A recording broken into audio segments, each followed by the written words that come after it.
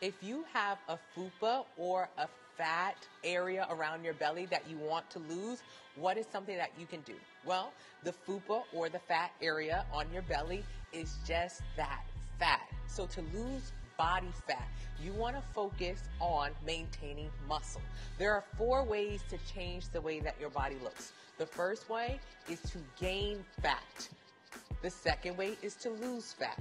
The third way is to build muscle, and the fourth way is to lose muscle. So when you think about how you want to change your body, you know that you want to lose fat and maintain muscle. Of course, you do not want to gain fat and lose muscle. So how do you lose fat and gain muscle? By eating adequate protein and by eating the amount of calories that your body can actually burn or process. So if you want to know how to do that, click my username, take it to my TikTok account, and enter your height, your weight, your age, and your activity level. It will tell you how many calories you should be eating every single day in order to lose 1 pound every single week. And get the Progressive Overload 90-day plan. This is going to break down how you can lift weights to maintain your lean muscle mass. That's how you're going to get rid of your fupa. The first step to weight loss is finding your metabolic rate or your metabolism. So have you ever said before, my metabolism's slow or my metabolism's fast? Usually when we're overweight, we always say that our metabolism's slow. And that's not true. Our metabolism is just a number, and this number is your metabolic rate. This dictates how many calories your body burns, which should dictate how many calories you're consuming. So if you go to my website, enter in your height, weight, age, and activity level, and use the calculator, it will tell you how many calories you should be eating. That is your metabolic rate. If your metabolic rate is around 1,500 calories a day, you should be eating around 1,500 calories a day. What normally happens is we have this rate and we eat more than it. This will result in weight gain because every 3,500 calories in a surplus is a pound of weight gain. So get a plan based on how many calories you should be consuming and you will lose weight. That's the first step to weight loss. What happens if you are in a plateau? First off, what is a plateau? A plateau is what most of us refer to as a period of time when we can no longer lose weight. So how did you get to a plateau in the first place? Well, let's do a math equation.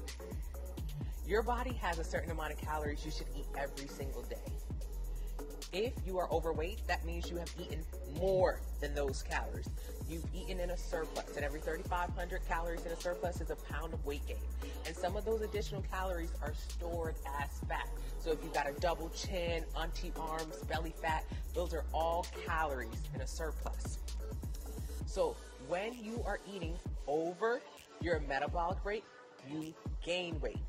What most people do when they get to this point in their journey is they do extreme things to lose weight, i.e. fasting, juicing, keto, Ozempic, weight loss surgery. What does that do? Those things restrict the amount of calories you can consume. So follow me. At the beginning of your journey, you used to eat a lot of calories, 4,000, 5,000, 6,000 calories a day. And don't think that you're not. I used to do the same thing. I would go to Red Robin and get a burger, half a stack of onion rings, half a milkshake. And that was 5,000 calories of food. Or even my Chipotle, that was 3,000 calories in a bowl. Or even a salad from Chick-fil-A, that was 1,600 calories. So it's really easy to overconsume. So back to the analogy. You were supposed to eat, let's say, 1,500 calories a day. This was your metabolic rate or your metabolism. But you were instead eating 4,000, 5,000, 6,000 calories. This means you were in a surplus. So when you decide to do juicing, fasting, Ozempic, surgery, what happens is it restricts how many calories you consume. So instead of eating 5,000, 6,000 calories a day, and instead of stopping and actually eating at your metabolic rate or your threshold, you went way under. What happens when you go way under your calories? You lose weight rapidly. Every 3,500 calories in a deficit is a pound of weight gain, weight loss, which means when you lose weight, you lose a combination of fat and muscle. And when you lose muscle, you lower your metabolic rate or your metabolism. So at 1,500, that was the number that was your threshold. And when you decide to do an extreme diet or over cardio, what you do is lower your threshold. So most people realize after a few months of a diet, it's no longer working for them. They hit a plateau. All that means is you lowered your threshold and you can no longer get under it to continue to lose weight. That's all it is. So what do I suggest? Don't do this. Instead of getting on extreme diets, get a meal plan from the link in the bio. Eat adequate proteins and carbs and focus on building muscle. When you focus on building muscle, you take your threshold from 1,500 calories to 16, to 17, to 18, and above. You focus on increasing your lean muscle mass, which increases your metabolic rate, which increases your threshold, so you don't get into a plateau. When you get a sample meal plan from the link in the bio, you can choose from vegan, vegetarian, pescatarian, gluten-free, whatever. And if you're someone who doesn't like seafood, I would strongly suggest a vegan or vegetarian plan. Can you build muscle at home? Now, while in theory you can, most people will have a hard time. So if you want to build muscle at home, I suggest you already having a fully functioning gym with multiple weights available to you. I'm talking 10, 15, 20, 30, 40, 50, 60, 70 plus pounds weights. But my guess is if you have that access to weights, you would not be asking that question because you would already have muscles. So if you're a beginner in this journey, the number one thing you need to do when you go to the gym is focus on building muscle. And the easiest way to build muscle is to do progressive overload workouts. Progressive overload is a style of building, which means simply lifting heavy things. So when you start your journey, I want you to start off with 5 pounds. But soon enough, 5 pounds isn't going to be enough for you. You got to go to 10, then 20, then 30, then 40, then 50. The end does not exist. So yes, you can build muscle at home. However, you probably don't have enough weights to do so. That's why it's easier to get into the gym. What if you have gym anxiety? Find a gym that works for you. You can find an all-female gym or a gym with a woman's room, or you can find a small gym, or you can go to the gym very early in the morning when I go. You can go to the gym super late at night when no one's there. You need to find the time and the kind of gym you can go to where you will feel comfortable, because this is going to be a big part of your journey. Can you build muscle with resistance bands or calisthenics? Maybe you can, but I definitely couldn't at the beginning of my journey. So when it comes to calisthenics, you'll notice that most people who promote it are already very lean. They're very small, and maybe they've never even been big before. Calisthenics is all about being able to move your own body. So if you cannot do a push-up or a pull-up, and I'm talking 5, 10, 15 of them in a row, the odds of you being able to build muscle with this kind of workout, not very plausible. But you know what is plausible? Your ability to pick up a 5-pound weight. So while you cannot do a push-up right now, what you can do is do a push-up of a 5-pound weight and a 10-pound weight and a 15-pound weight. This is what's going to build your strength, so eventually you can pull yourself up and push yourself back. What about resistance bands? When it comes to resistance band training, for a beginner, I would not suggest it. So there are 4 steps to build a muscle. 4 steps to build a muscle. Step number 1 is stress. By far the most important step at the beginning of your journey. You must learn how to stress your muscle. The easiest way to do that, pick up heavy things. So pick up a 5-pound weight to do a bicep curl. Why do you want to do a bicep curl?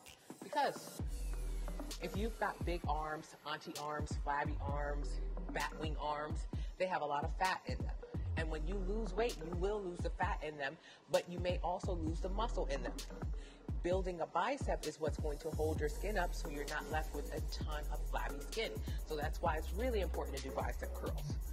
So pick up a 5-pound weight. Pretty easy.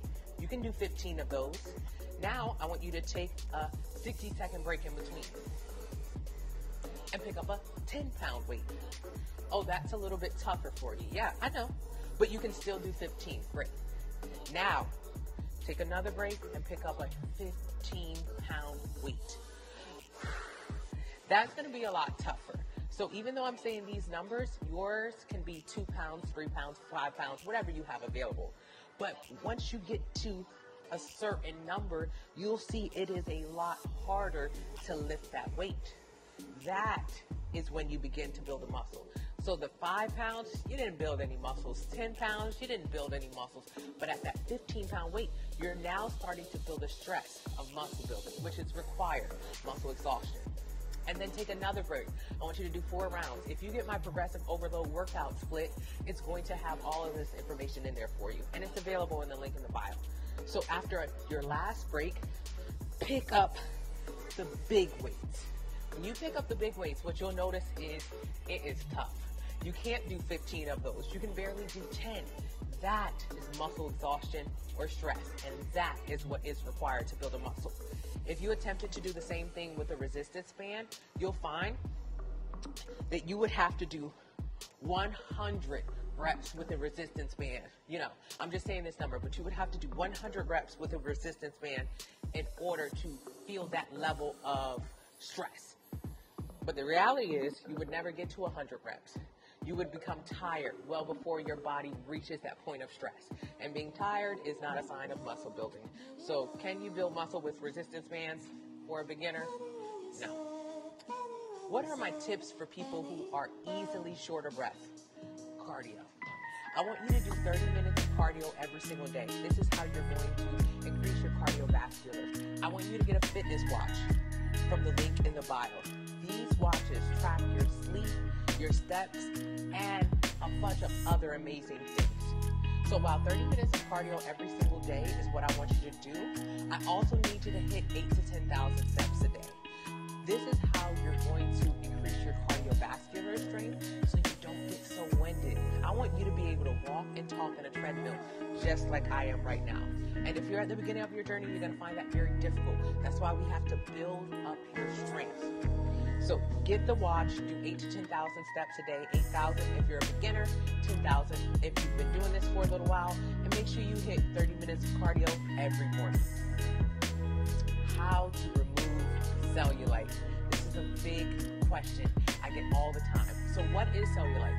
Cellulite is fat underneath the skin. So the way our bodies are made, we have bones, we have muscle that is attached to our bone, which is so important. This increases our bone density the more muscles we get. This will help us as we get older so we don't get arthritis or osteoporosis, so we're able to move our bodies as we get older. So we've got the bone, we've got the muscle, and in front of the muscle we have got body fat. So for anyone who thinks that you can build muscle on top of fat, no, you can't. That's not how our bodies are made. So, because fat is outside on top of our muscle, cellulite is what a lot of people can see, especially if you have a higher body fat percentage. So if you want to get rid of cellulite, what you have to do is focus on losing body fat and building more lean muscle. If you can lose the body fat and build more lean muscle, what will happen is muscle will be at the forefront of the skin, more prominent versus the fat. This will give you a firmer, nicer appearance, one without the dimpling or the cellulite. Also, you can use my anti-cellulite firming cream. This will not help you get rid of a lick of fat, but what this will do is help tighten your skin that may become saggy because of your weight loss, and that is really important to take care of your skin. Should you have a goal weight? Absolutely not. Absolutely not. I want you to ask anyone who's ever had a goal weight what happened when they reached it. They always had more weight to lose, or they wanted to tone up. Have you ever heard someone say, I'm going to lose weight first, then tone up? Lose weight first, then tone up. Let's break down that statement. When you lose weight, you lose a combination of fat and muscle. That is what weight loss is. So when you lose weight, you lose fat and muscle. And when people say, I want to tone up, what they're referring to is building muscle. There are only 4 ways to change the way your body looks.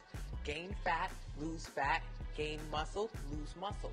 So when someone says, I want to tone, they're referring to the act of building muscle. So bring it back to the front. If you say, hey, I want to lose weight first, then tone, what you're saying is I want to lose muscle, then I want to go back and try to build muscle. Does that sound like a great idea? No. If you know that your overall goal is to build muscle, don't ever lose any in the first place. So when you have a goal weight, what most people don't realize is your goal weight is the number you want to see on the scale. But to achieve that goal weight, especially when you do it rapidly, would result in muscle loss. So take, for instance, a person who is 300 pounds. A 300-pound person. Let's say their goal weight is to get to 150 pounds. They want to go from 300 to 150. That means they would lose 180 pounds, slash their body weight in half. Is that a good idea? Absolutely not. If this person were to get a DEXA scan, D-E-X-A, a DEXA scan of their body, what would happen is they would see that although their weight is 300, they're actually muscle, most of their body is muscle, and some of their body is fat.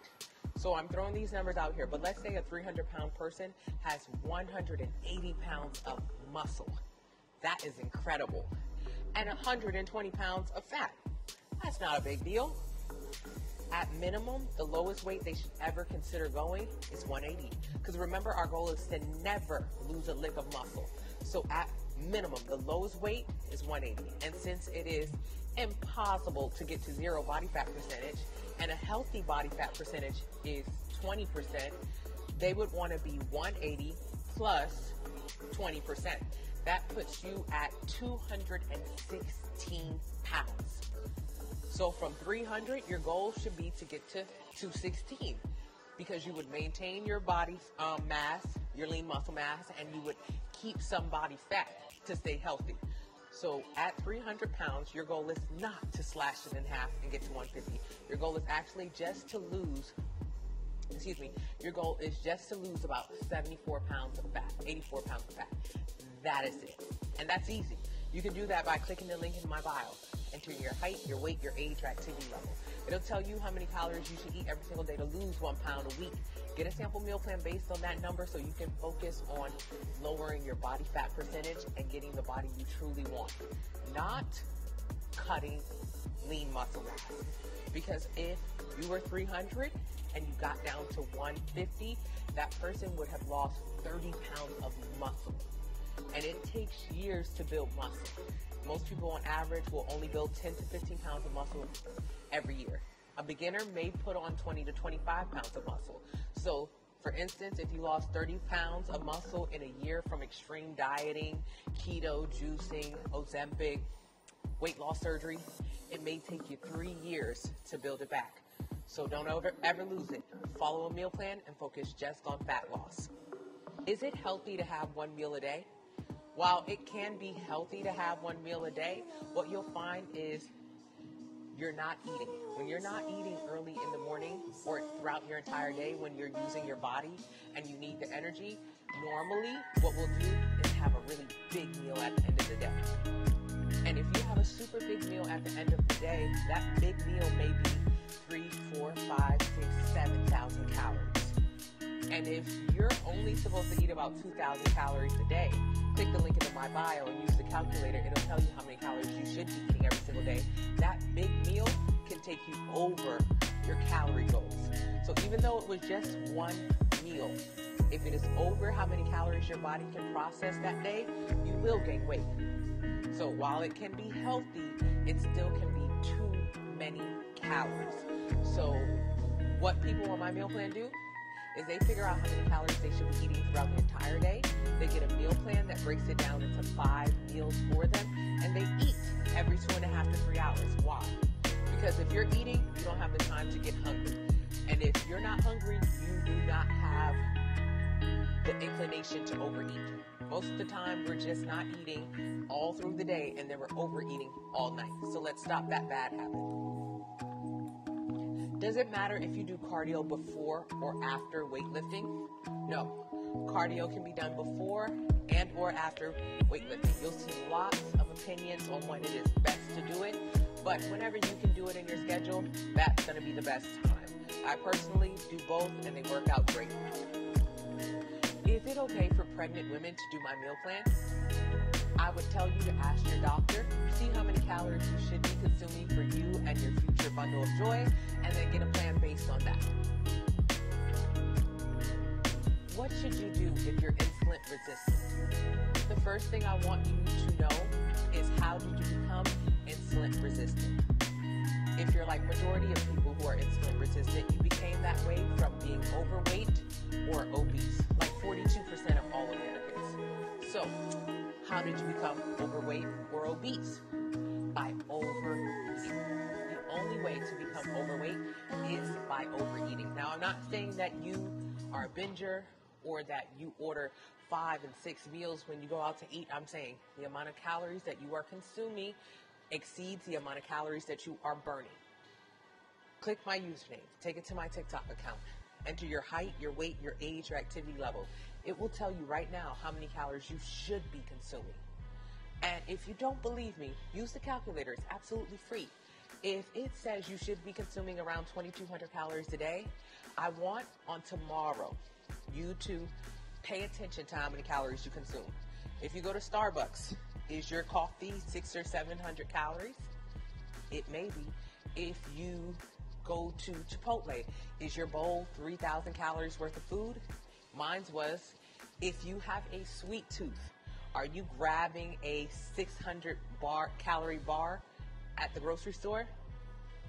If so, you have already exceeded 4,200, 4,500 calories in just that small amount of time. So please, how we become overweight is by overeating. What are you eating and how much of it will dictate how overweight you are. So get a meal plan. It will break it down for you how to eat inside of your calorie goals and help you lose fat and build muscle even if you're insulin resistant. How do drugs affect eating habits? It may encourage you to overeat. So if you notice after every time that you have a drink or you indulge in something that you are eating in excess, that could be a trigger for you. So I would strongly suggest talking to a professional and getting a sample meal plan to help you. Do the 2-week anti-inflammatory detox. It's going to help you get rid of your sugar and your dairy cravings because it can push you towards more of those more addictive foods.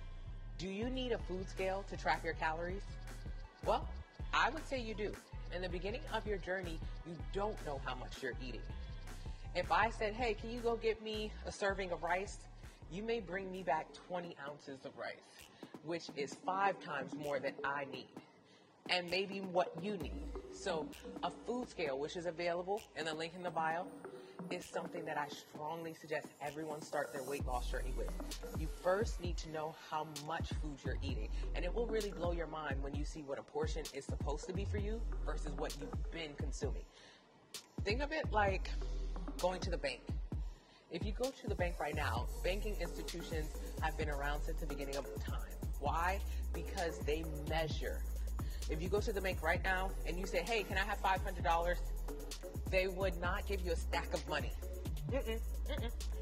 The teller would say, well, excuse me, may I have your name? Can I have your ID? Can I confirm that you have an account here? Then they would look you up in the computer. Then they would say, okay, yes, you do have $500. Yes, I can give you $500. Then they would take the money out of the register. Then they would count it out. Then they may have their coworker count it out. Then they give it to you, and then you count it out. It's a lot of checks and balances. That way, it's always right. When it comes to our food, we don't know what a serving is. We put however much on our plate that we think we are going to eat. But that's oftentimes too much. The food scale is your check and your balance. Hey, I'm supposed to eat, 2,300 calories today. Let me confirm that I'm getting in 2,300 calories so I can confirm I'm going to lose weight. That's it. How many times should you go to the gym? I would suggest 30 minutes of cardio every single day, steady state cardio. It can even be fasted, but it is not necessary. And I suggest 3 days of weight training, 1 hour each session. In addition to that, I want you to get a fitness watch from the link in the bio, and I want you to make sure you get 8,000 to 10,000 steps in a day. You'll find that when you do cardio 30 minutes a day, you may do 2,000 or 3,000 steps, but that's not enough activity. We need to start getting our bodies to move more naturally without requiring excessive cardio. Just start moving, and the watch can help you with that. So that's how much working out I suggest. How much water do I suggest a day? Half a gallon. There's no set amount of water that anyone needs to drink. You want to listen to your body, but half a gallon seems to be a great amount of water, especially for a beginner. What do I think about liposuction, weight loss surgery, Ozempic, Mounjaro, any medically induced way to lose fat fast? I don't suggest it. Why?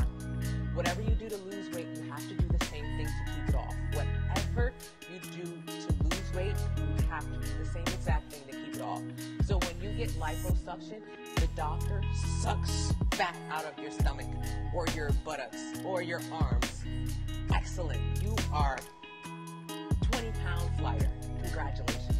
How will you maintain that fat loss? If you're statistically like most people who lose weight, you will gain it back. 95% of people who lose weight gain it back. They did something unsustainable to lose it. Going to the doctor, paying thousands of dollars, and laying on a table for surgery is an unsustainable way to lose fat. You'll have to keep going back and back and back and back and back to maintain the fat loss. That's crazy. What about weight loss surgery? The same rules exist. Statistically, most people who have weight loss surgery are unsuccessful, meaning they gain the weight back. Why? How did you gain enough weight to qualify for weight loss surgery? You were overweight. And remember, how did you become overweight? By overeating. Eating more calories than your body could consume. So use the calculator in the link in the bio. It'll tell you how many calories you should be consuming. And I want you to think deeply. Are you consuming that amount of calories, or do you think you're consuming more? For most women on my plan who've gotten metabolic tests, they're only supposed to be consuming 14, 15, 1,600 calories a day. On average, the number is 2,000, but especially if you have not trained your body and or done a lot of crash diets, your number is lower than the average. So if 1,500 calories is their threshold or the amount of calories they should be consuming, yet they're eating a lot more than that, that's how they're gaining weight. So that is what happened to you. When you qualify for weight loss surgery, it's because you overate. Fine. When you have weight loss surgery, so let's do some numbers really quickly. On average, most people should eat around 2,000 calories a day. If you don't believe me, I want you to go to McDonald's right now. I want you to look at the back of a bag of chips right now. They have nutrition facts at the restaurants, on the food, and it says the amount of calories that is in the bag of chips or in the burger.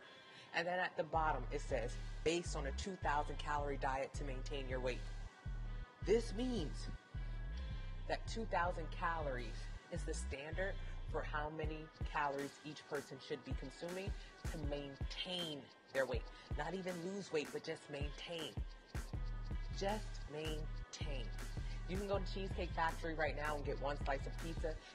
One slice of cheesecake, and it would be about 1,500 to 2,000 calories for one slice. And that's all that we're supposed to eat for the entire day. So let's say your number is 2,000 calories a day. But you're overweight, which means you've been eating more than that. Every 3,500 calories in a surplus is a pound of weight gain. So if 2,000 calories is your threshold, however, you've been eating more, 4,000, 5,000, 6,000 calories, you've now gained enough weight to qualify for surgery. Very good. When you have surgery, what happens is, no matter what kind of surgery you have, whether it's lap band, VSG, a balloon, you're restricted in the amount of calories you can consume. So you go from eating 4,000, 5,000, 6,000 calories a day, past your threshold, remember your threshold was 2,000, down, after lap band, 300 to 600 calories a day. You went from one extreme of overeating to the next extreme of undereating. You were supposed to stop in the middle. You were supposed to get a meal plan from the link in the bio and learn how to eat at your metabolism or your metabolic rate, but instead, one extreme to the other. So what happens when you go from one extreme to the other? You go from being overweight to losing weight drastically. Every 3,500 calories in a deficit is a pound of weight loss. You will lose weight rapidly. But what is weight loss? A combination of losing fat and muscle. And remember, losing muscle is the worst thing to do to your body. That's how we often look saggy or have excess skin or melted. And what happens to your threshold? As you lose muscle, you lower your metabolism, which lowers your threshold. It lowers your threshold. So from 2,000 calories being the number that you could stay at and maintain your weight, now the threshold is lower. 1,600 calories, 1,400 calories, 1,200 calories. Lowering your threshold means that when you begin, after you get your surgery, you will be able to eat more. So when you begin to eat more, once you begin to exceed your new threshold, which is so much lower, you will gain weight. So when I say most people statistically gain weight after weight loss surgery, it's because they've lowered their threshold. And even though they don't eat as much as they used to eat, no, they can't eat 5,000, 6,000, 7,000 calories anymore. But nowadays, after the surgery, you don't have to. Now eating 2,000 calories is going to push you over the top, and that's how you're going to gain the weight back. So do I suggest it? No. I have a lot of people on my meal plans who do my meal plans instead, who are no longer on their insulin, no longer on high blood pressure medication, no longer needing surgeries, no longer sick, following the plan. So do it if your doctor suggests it, but it is not a suggestion of mine. I've known at least 10 people personally who have had the surgeries, and they've all gained their weight back. What are my thoughts about fasting? Fasting for weight loss is a starvation diet. When you fast for political, holistic, and religious reasons, that is amazing. When you fast to lose weight, that is just starving. Jesus fasted for 40 days, but it was not to become a skinny legend. It was not. So when you fast, you shouldn't be looking forward to losing weight rapidly from this. When you lose weight from not eating, the only way to maintain that weight loss is to not eat. And of course, since you can't do that long term, you are going to gain the weight back. It also leads to other disordered eating, like binging or taking detox teas and laxatives, which are all terrible, terrible, terrible. So fasting for weight loss is not the answer. It's unsustainable, and it's not going to last. What about detox teas? So it's getting to be that time of year where everyone is feeling so bad about how much weight they've gained this year, how much food they've eaten over the holidays, and everyone is trying to reverse it by doing detoxes and resets and starvation. That's all detox teas are. So there are 3 ways for your body to burn fat. So grab a piece of fat for me, maybe a double chin or auntie arms or belly fat. All of this fat can only come out of your body one of 3 ways. The first way, breathing. Simply breathing. Fat is burned. 80% of the fat that your body burns comes out of your mouth. So if you lost 100 pounds, 80 pounds came out of your mouth just by exhaling.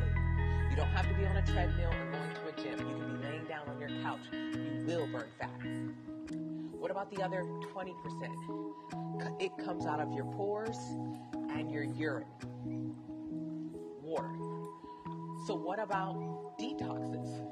Detoxes are nothing but laxatives, X-Lax, basically, and an expensive one, depending on what influencer you purchase it from.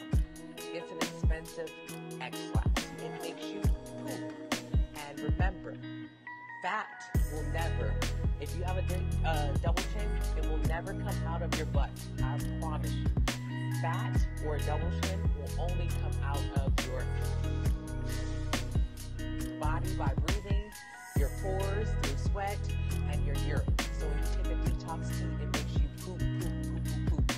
But it doesn't matter because it doesn't help you lose a lick of fat. It's unsustainable, and it's a version of disordered eating. You ate a lot, and to punish yourself, you do a 7-day, 5-day, 3-day fast or detox. It's just an eating disorder. So please create a healthy relationship with food that's based in science and will actually change your body and your relationship. So enter your height, your weight, your age, your activity level. It'll tell you how many calories you should eat every single day to lose 1 pound a week. Get a sample meal plan based on that, and you'll actually lose fat maintain and build muscle, change your body and your relationship with food. Now, what about my detox? Well, before the Instagrammers found that word detox and made it such a negative word, I've had an anti-inflammatory diet or detox, whichever one you want to call it. But my anti-inflammatory diet is 14 days. It's 5 meals a day that you eat. Anti-inflammatory. Why? Inflammation is the cause of a lot of diseases and sicknesses. Inflammation, for most of us, comes from the dairies and the sugar. It's also why you might be fighting chronic yeast infections, cystic acne, inflammation, and bloating. So my anti-inflammatory diet or detox is 5 meals a day that you make at home 14 days straight. It helps you get rid of the sugar and the dairy cravings just by eating. Your body is going to heal itself. The food is just what you need to fuel you.